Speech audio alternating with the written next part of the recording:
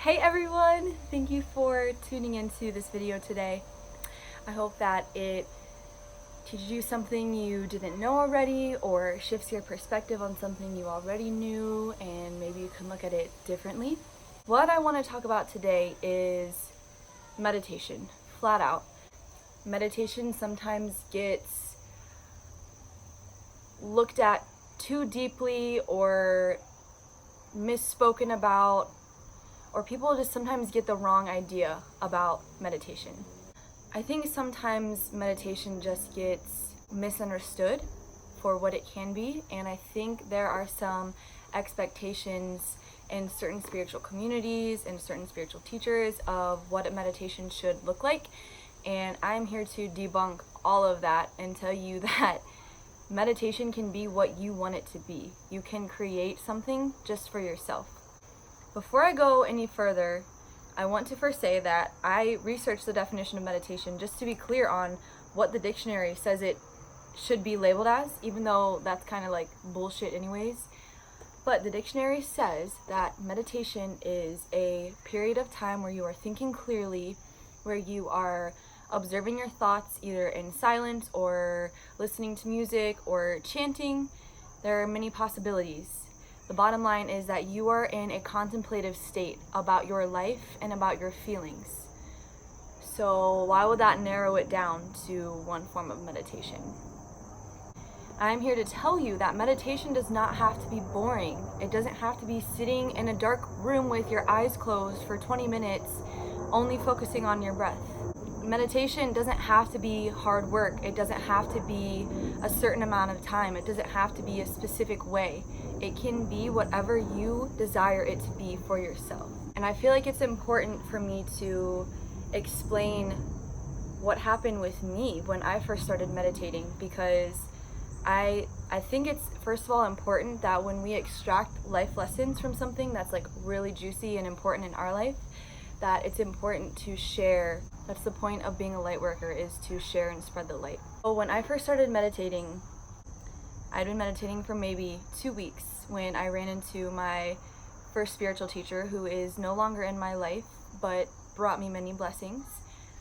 And they told me that I was a light worker and I was extremely clairvoyant and trying to develop psychic abilities, and that I needed to meditate every single day as soon as I woke up in order to receive these messages from source, in order to receive like the guidelines and the downloads for myself and my psychic abilities and the life mission that I am on right now.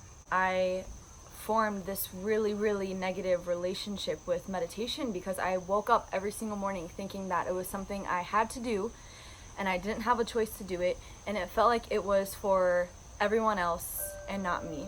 And this went on for like maybe 3 months. I would wake up so grumpy, go straight to my meditation mat and do the thing, and I was not having any kind of good results from it. Yes, I was having visions, and yes, what my spiritual teacher said is true, but there is a different route that I needed to take, that I needed to learn myself. And I needed to become my own spiritual teacher in order to achieve that. So what happened was I'm grumpily, angrily meditating every day, which is not a productive thing to do whatsoever. For about 3 months this goes on, and I'm feeling horrible and guilty every single time I meditate because I'm not feeling the energies flowing like when I do when I go play at the creek and I meditate, when it's my choice to meditate. I'm feeling guilty that I can't sit in complete silence and quiet with my eyes shut for a full 20 minutes. I'm feeling like the world is depending on me to do this meditation. So I totally stopped meditating, for like another 3 months. And while that put me back a little bit in my spiritual growth, it taught me a lot. So maybe it didn't really necessarily put me back at all in my spiritual growth. It taught me that I need to be meditating in a way that suits me and serves me, because meditation helps your patience, it helps your resilience, it helps the way you deal with people in face-to-face interactions on a day-to-day basis. It helps the way that you feel about yourself. It helps your mental and physical health. So many things that meditation can help with. And I was letting myself go back down to a dark hole because I wasn't meditating because someone else wanted me to be meditating. So I had to scrap the whole thing and start from scratch. What kind of meditation feels good to me? What feels good to me the rest of the day when I do it in the morning? Does it even feel good to do in the morning?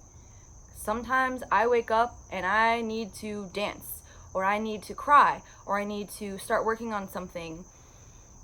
Every day is completely different for me, and that's not the same for everyone. You might benefit from a morning routine that stays the same and consistent every single day, but I personally am not that kind of person, and I have to wake up and tune into what my body needs that day and go from there. Meditation can be through dance or walking. It can be through breath work, like I already said. It can be completely silent, or it can be chanting mantras and repeating affirmations to yourself. Meditation can even be done through sex with your partner. There's so many forms of meditation. I know someone who meditates through skateboarding. You can meditate through art.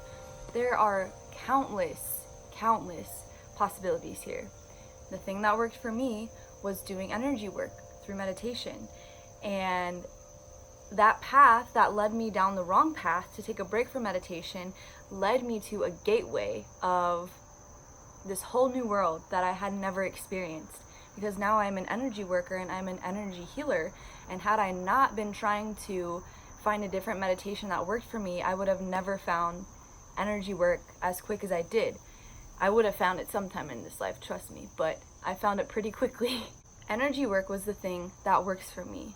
And dancing works for me as well. And sometimes breath work works for me too. But for the most part, I cannot sit and just sit and breathe. That does not work for me. I'm a very active person, as I have already said in previous videos. I have to be doing something active with my meditation. I think a lot of people are turning away from meditation suggestion, like when people suggest to meditate in their life. I think they're turning away from it because they're afraid that they can't commit to sitting down in silence for 20 minutes. And I want you to know that it doesn't have to be that. Simply, you just need to focus on yourself for a couple minutes a day and tune into what your body needs in a contemplative state where you can navigate through your pain and your trauma and the lessons and the energies of the day and get grounded and recentered within yourself. And there is a lot to be learned and accomplished in those kinds of moments. So meditate when you want to, how you want to, not when or how anyone else says that you need to. Because that's not going to form a healthy relationship. Anytime someone forces you to do something, you are naturally going to not want to do it. So find a way that resonates with you, that makes you want to do it. And if you don't want to meditate, you personally just don't feel like you really want to meditate, or it doesn't resonate with you, or you've tried and you just don't like it, try shifting your perspective on why you're doing it. Try shifting your perspective from whatever you're thinking about to a way that this meditation will benefit you, or will be positive in your life, or will increase your vitality and your life force and your health. The ways that it will enhance your relationships, the ways that will enhance your career, and everything that you do in your life. Just think about the positives that can come from meditation in a different way than you have been looking at it. Maybe you've been looking at it in a way that makes you not want to do it, obviously. But just try and shift your perspective to something that makes meditation feel favorable to you. Also, try different styles of meditation until you find one that you like. You might have to combine 2 or 3 different modalities to find something that works for you, and that is okay. You might have to create something completely brand new that looks crazy to the next person, but that is okay also. It is completely about you and what makes you feel good, because when you feel good, the entire planet benefits. I am just here to encourage you to find the thing that makes you happy every single day in a contemplative state where you can tap into your energy, tap into your heart, tap into your mind, and feel what your body is trying to tell you. Like I have said, there are many different options here, and there are many different combinations of options that you can try. So just start messing around with stuff until something works for you. Maybe you want to wake up and you want to paint part of a painting and then write a poem and then do some breath work. That's cool. Maybe you want to skateboard and then smoke a blunt and then do some yoga. That's cool too. Like, no one can tell you what is right or wrong for you to do with your life or your meditation practice. It is completely for you. So curate it for yourself. I don't want you to think I'm not encouraging sitting in silence and breathing, because there's definitely something to that is helpful to your health and your blood pressure and your patience and your groundedness and calmness. And I do resort to that when I'm feeling very anxious or very stressed out, or when I'm really, really upset. I resort to that kind of breath work. But when I'm waking up and I'm feeling like, all right, I'm ready to go, I need to get activated, I'm ready to receive some downloads and channel some messages, sitting in silence and just breathing is not going to be the thing that does it for me. It's going to be energy work and dancing and getting the energy to move through me and around me and clear things out to make space for the new things to come through. And sitting in silence simply is not the thing that does it for me. But I don't want you to think that I don't do that either. I do all of these things. It's just about when it resonates, what time of day it resonates, what day it resonates. Sometimes I can do dancing meditation for 2 weeks in a row and never sit in silence. Sometimes I sit in silence 4 or 5 days in a row. There are many variations here, and I just want to uplift you and support you and let you know that you don't have to be meditating the way anyone is suggesting. Not even me. Like, if none of my suggestions resonate with you, great. Do what resonates with you. Listen to your body. Listen to your heart. Your heart will never lead you wrong. Your heart cannot make things up. Your heart cannot trick you. Your body has ego in it. Your body can trick you. Your ego can trick you, but not your heart. Listen to what makes your heart happy and go with that. I send you out with so many blessings, so many warm hugs and love, and I hope that you find a meditation that serves you so that you can find your inner peace and your inner truth and your inner love.